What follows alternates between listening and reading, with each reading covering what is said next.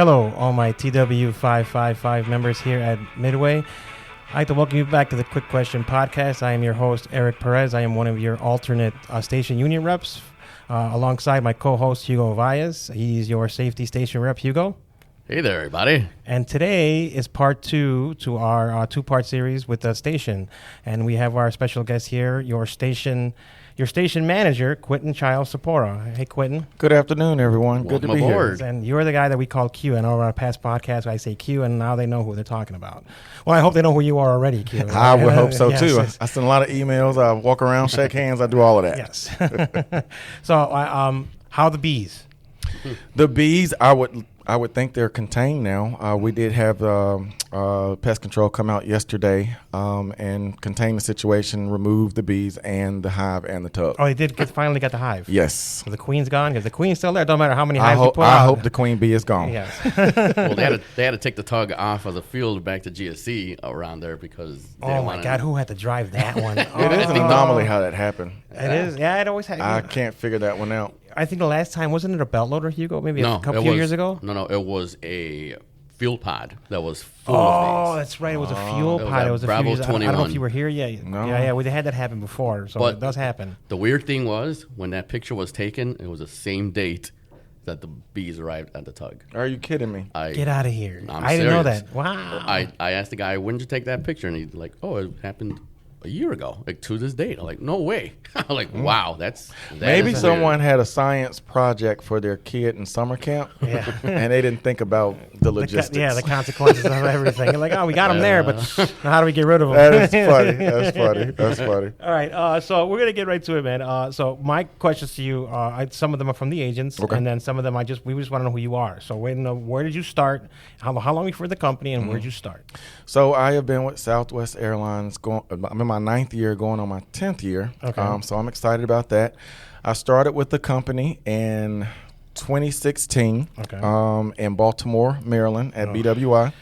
Yikes. I actually started on the ramp, and you? a lot of people didn't know that. How long were you on the ramp? I was on the ramp for 9 months. Hey, Well, hey, good enough. So you weren't on the ramp. I was on the ramp for 9 months.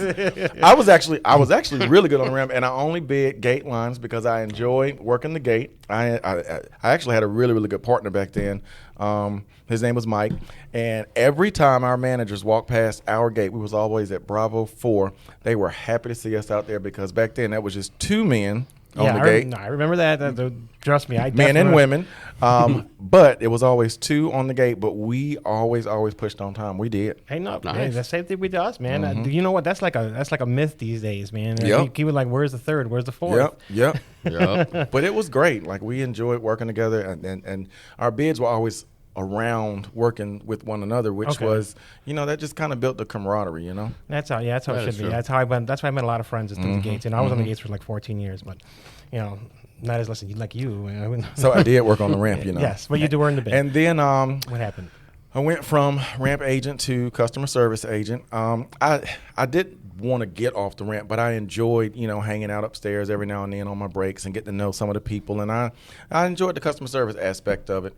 Okay. So I was able to bring the ramp knowledge upstairs, and that's when I really started the whole message of, the ramp, they're customer service agents as well, because it's a lot about hospitality and taking care of people's things. That is right. And that's kind of where my message kind of took hold. And then I went from agent to customer service supervisor. And then I went from customer service supervisor to customer service manager, and this was right before COVID. And Rhonda Avila, as many of you know, she's the regional director here at Midway now for the Midway region, but she asked me to come back downstairs, and I did. And I came back downstairs, and that's when I oversaw bags in Baltimore. And we were the paradigm, in the system. It's just what we do is bags. So when did you become when did you come here? What made you decide to come here? That's a very good question. So I loved Baltimore, the city, the crab cakes, obviously. But good. I loved. Those are good. Yeah, they are the best. Good. I just came from Baltimore a few weeks ago. I went to the Sox game. I don't know if the Sox lost, but that's what happens.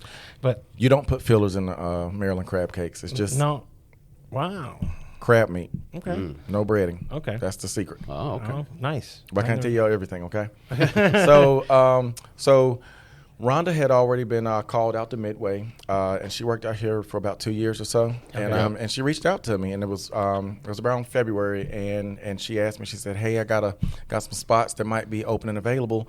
Would you be, considering, coming to Chicago?" Never thought about Chicago, so I thought about it, and I wanted to do something different. And to see another station and kind of get that under my belt, so I came out to Chicago. Nice. Well, As a customer service manager. But then I don't know if you all remember, but when I came out here, that was the time that the managers were working above and below. Yeah. So they oversaw both. I don't think I remember you. I don't remember seeing you until maybe you were in ASM. Maybe. Really? I don't know why. Maybe. God, that kind of hurts because I was always out and about. Yeah, trust me. There's so many people that we got to go through. I just can't keep them all track of all of them. But yeah, I remember when you first became an ASM. That's when I think I finally started to get to know you. So I came out here as a manager, and then I remember coming out here, but I spent a lot of time in the main break room downstairs. That was important for me in Baltimore, so that was important in Chicago, and that's how I got to know a lot of the ramp agents because I made sure that I went through there. And then I promoted to ASM, what we call manager operations now, and then I took on the GM role alongside with Joe DePaulis. Yeah. Okay. Yes.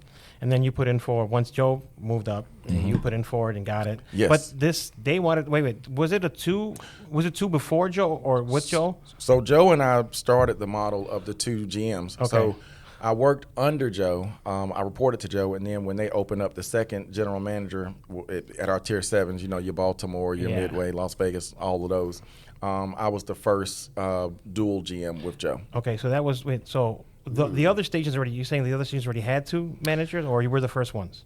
They all started at the same time, the Tier 7 stations, all at the same time. Yep. And why is that? Well, because of the size, obviously. The size. Listen, I'll be very honest with you. It's about the size. It's about the productivity. Also, like just work-life balance. It's really great, running a station of this size or magnitude and being able to have another partner that can work with you. So, on paper, I'm above the wing, and now Desiree, she oversees below the wing. But we obviously do it together. Okay. Because I touch all things as she does as well. But the dual model is really good. Baltimore has it still. Las Vegas has it. So she's below the wing and you're above the wing. So we're talking to the wrong manager. Is that what you're saying? You're talking to the right one. I'm a jack of all trades. I do it all. Awesome. All right. So what do you do? What does the station manager do? Wow. Let's see. The station manager, I'm not going to say a good one, but this is what I do, and you all be the judge of it. But a station manager's responsibility is to support all departments. We have something that we call an operations manager department. So that's, working with the department leaders of GSC, your equipment. That's working with cargo. That's working with Provo. That's working with in-flight, our in-flight partners, tech ops. All of these different departments, they don't report to me, but yet I'm communicating with them daily, about operational needs, our scope, our targets, our metrics. I deal with the day-to-day. There's a lot of people here, so a lot of personalities. I'm here to support people when they have issues or they want to talk through things. I don't believe that there's one person here that is operating here with the Energizer Bunny battery behind them in their back. So people have feelings, they have emotions, there's life that happens. So I would like to say that I touch a lot every day. We see it. Trust me, we see it. I've been here 24 years, and I'm not going to lie. Ever since Rhonda, Joe, you guys got here, we've seen more. We've seen a lot much better things going on here, and more communication. When you guys come out, that was awesome. Yeah, the change was trending upward. Yeah, it was. Yeah, it was a positive. So we truly appreciate it. Well, we really appreciate that. We do. We hope we love the fact that it's an open door policy, and now that you're explaining all your duties, we can just imagine. Holy cow! It's just glad that you even have time for us. It's glad you have time for this. You know Absolutely. What I mean? So we thank you very much for making time for this. Yes. Thanks for having me. All right. Now, how do you distribute the duties among your other ASMs and Desiree? That's a great question. So, as I said, I primarily oversee above the wing, but I do a lot of below the wing work as well. So I have 3 senior managers that report to me. Des has 3 as well. I have Sarah Hafner, David Lewis, who oversees the. I'm slowing back up. Sarah, she oversees above the wing customer service, operations agents. Kevin Lesick, he oversees the command center, and he oversees above the wing ops with Sarah. Okay. And then Dave, he has all things SSO. And just all things Green Bay or whatever. Yeah, I know. That's why you could have chose anybody else. Yeah. I mean, I love Dave, but man, that's that one thing that he just ruins everything. He's going to hear me talking about him. I know it. I know it is. He's going to. And then Des, she has Reggie Barnes, Alex Garbalotti, and Jonathan Sanchez, and they all oversee the ramp. So Alex kind of looks over bags. Reggie has training, new hires, and ramp, and then Jonathan has a lot of like safety and ramp. So it's a lot that is encompassed. But the way I look at delegating, honestly, is I look at people's skill set, what they're good at, what they feel most comfortable with. And my job, I love being a coach. Yeah. I'm a coach first. So I want people to emulate how I lead and what I do. And I think that's what's made us successful on our senior team. We're not perfect, right. But I always want people to think people first and then performance and operation right after. Because if you get the people thing right, everything else comes. Right. All right. Now, the next set of questions pretty much are going to come from the agents. Got it. Okay, I'm not going to beat around the bush. These are some interesting questions. Okay. Okay, and so if you can answer them, you can. If you can't, we get it. I'll tell you what, just for a disclaimer, I will be honest and transparent. and then, as always, guys, if you got other questions, come and see me. All righty. All right. Now, let's see. What would be the first one? Okay, so. A lot of guys are getting, drivers are. It's getting kind of rough finding parking out there. You guys trying to find a way to help the tug parking, or even something kind of where they can just stage the carts when they're done with them. Is there anything you guys can do or doing? Yeah. So as you know, and I will say, since being at Midway, I just my hat's off, because coming from Baltimore, and I've done a lot of work in Denver and some other stations to where you see the spacing. Oh, yeah. It is very congested here, and I'm not just saying that just because we say it all the time, but it is a lot of constraints here. Yes. So with that being said, we have been having ongoing conversations with our engineering team, our design team. We're going through what we call a huge just refresh, and I know you'll ask me some questions about that later, but that looks at the scope of the layout. We can't change our footprint, but we can change the layout. So that is something that we're talking about with Alex Garbalotti, his team, as he oversees bags. We did do the cold bag staging area, and after we saw the success with that, and I know everybody didn't agree with it, but after we saw some success with it, now we are triaging that and looking at, okay, where can we support our drivers? Because now, we have the fire marshaler, and then we have people out there looking at, right. the blockage, and we're working with our maintenance brethren and sisters. So we're doing our best. So yes, we are talking through that. We just had a meeting 2 weeks ago about it.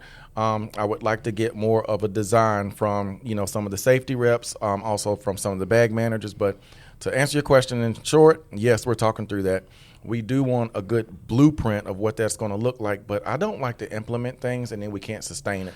So I know a lot of it's going to be on us, whether we do it or not. I know, trust me, I know we have a lot to do with whether it works or not. We give you the design, but we need you all to keep it up. Yes, yeah, trust me, we do. So, and that's the thing. Awesome. So the next one would be we have it with the summer coming up, especially when it's getting hot. The hygiene is going to become a problem, and from a lot of people, people do take care of themselves, but there are those select few that really don't. And we just want to know if we're not looking. Especially on the union side, I'm looking for write-ups. Obviously we know you can, but we're just looking for another way where we can somehow advise these guys with it. Because the thing is, we don't want to. Because if we don't want to get into it, I know there's been a lot of ER calls with agents on agents, and we don't want that. So we're just seeing if you guys can somehow help us getting the message across to these guys. Hey, kind of take care of yourself.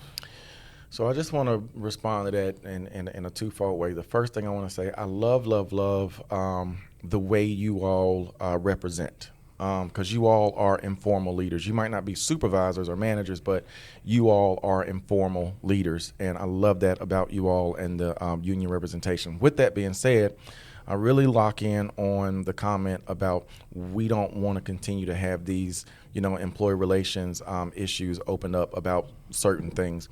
So what I can say about that part of it is I think communication and being honest goes a long way. And that's one thing that I really do teach to people when they come and see me in my office and I have these honest conversations with them.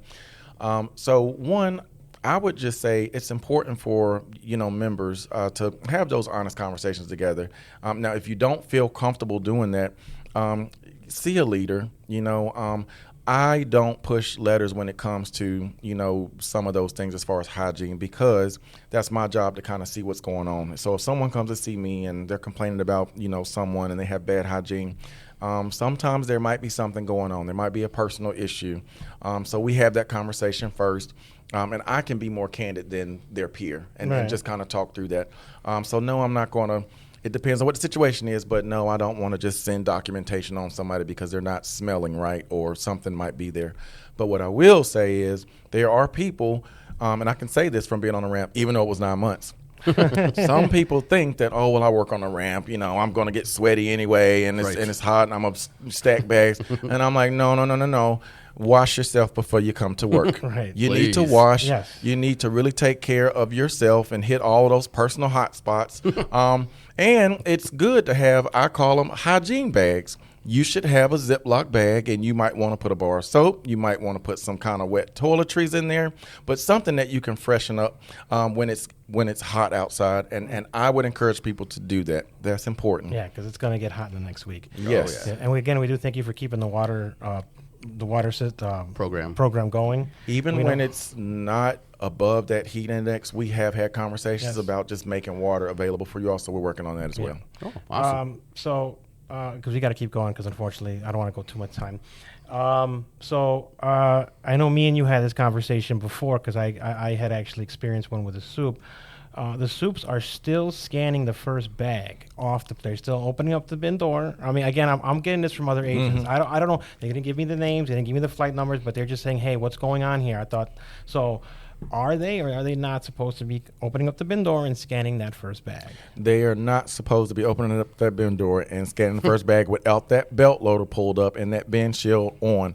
And if that is happening, I would like for them to come and let a manager or a senior leader know. Okay. All right. Because it's like, I know he told you and they're still doing it. I just want to know, it's why not aren't they safe. listening? It's not safe. It's not compliant. Listen, guys, I want us to hit our target and our goals. And if you haven't heard it, I'm going to tell you now.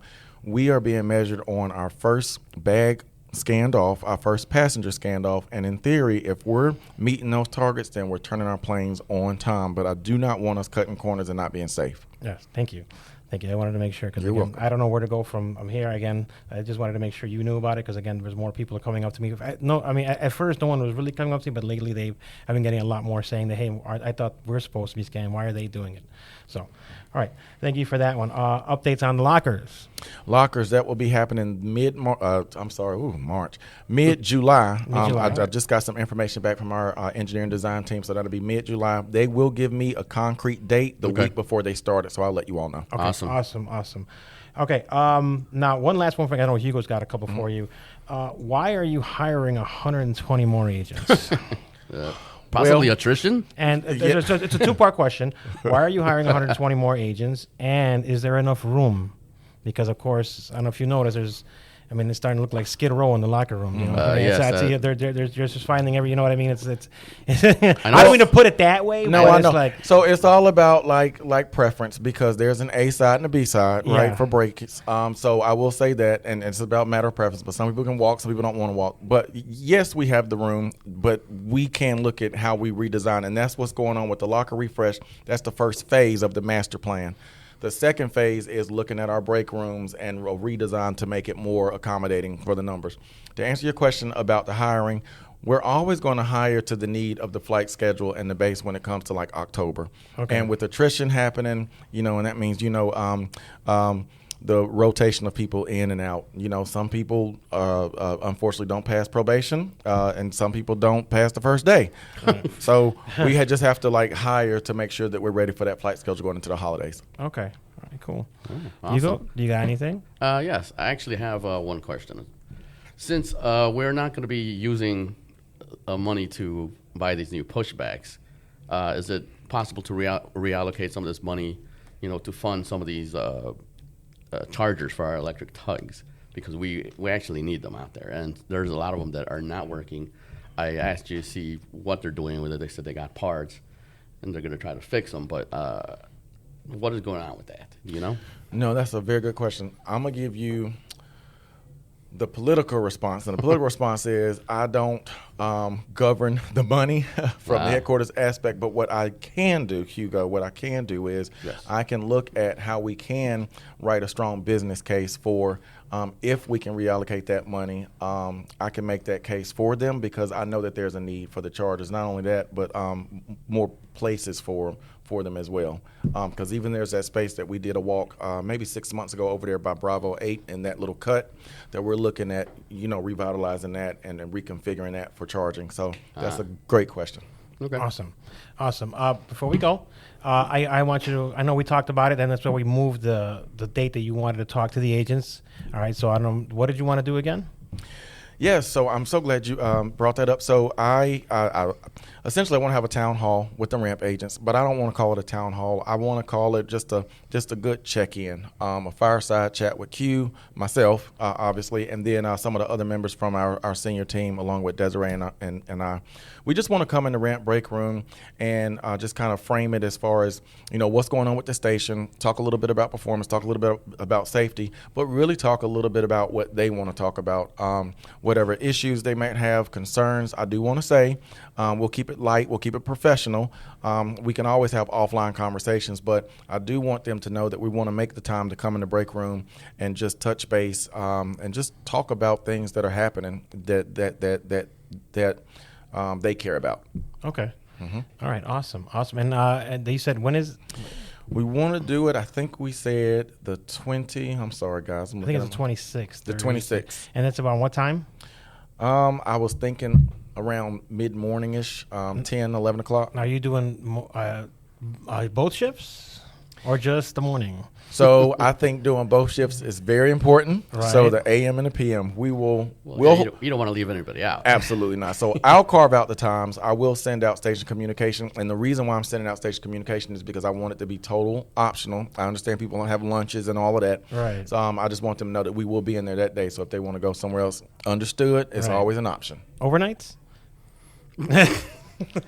Everybody, if you could see his face. you all matter and are very important to me, and so we will do something overnight as well, obviously. But we'll see. I mean, like I said, do what you guys can, but we would like. But Q, thank you for giving us your time. Thank you for joining us, man. We appreciate everything. We know you're very pretty important busy, job man. to do. But running a station. This was great, man. Thank you so much for having me. I really hope I always hope it's very informative for everybody. I hope they like it. I hope they listen. But so far, I mean, we've been getting a lot of good listeners. So awesome. And they say this is very informative. So I mean, I know the emails you put out, maybe they're not reading them, but I'm pretty sure they're actually listening to this. So at least they don't know you before, hopefully they can know you now. Well, if I can just take time just to say thank you for having me on here. I love the work that you all are doing. I love the communication. Yes, I send out a lot of emails, but I love even more when I get to just walk around and shake hands and talk to people because I really care about what's happening. And I also want them to know you can always be honest and just have conversations with me. And a lot of people do appreciate that, too, that you go around and that's a lot of the things we hear, too, is, hey, he comes around and talks to us. So that's something they really appreciate. Certain manager that just stood in their room in their shorts. Not gonna say who. Not gonna say who, but they said shorts, so we already know who that guy is. Well, I wear pants, so Yeah, don't leave, man. Don't leave. At least not for a while. I appreciate you. Do you plan on going up, or do you plan on staying here? Well, you're gonna say. Well, I will tell you, I love Chicago. I honestly love Chicago. I'm born and raised Charlotte, North Carolina. I'm sure y'all hear my country accent or twang. But since moving to Chicago, we are very happy here. We love it. So, and that's outside of work. So, cool. So I'm here. So hopefully we stay you as long as you can, man. Yep. All right. So again, thank you guys for listening to the Quick Question Podcast. I am Eric Perez. I'm your host alongside Hugo Valles and our special guest Quentin Chiles Scepura. Thanks again, everybody, for listening. Thank you, Q. Thank you, Hugo. All right, everybody. Like always, stay safe. Thanks for listening in. This is our special edition of the Quick Question. We were actually recording on the scene here at Midway Airport behind the ticket counter. Yes. Y'all have a good day. Take care, guys. Goodbye.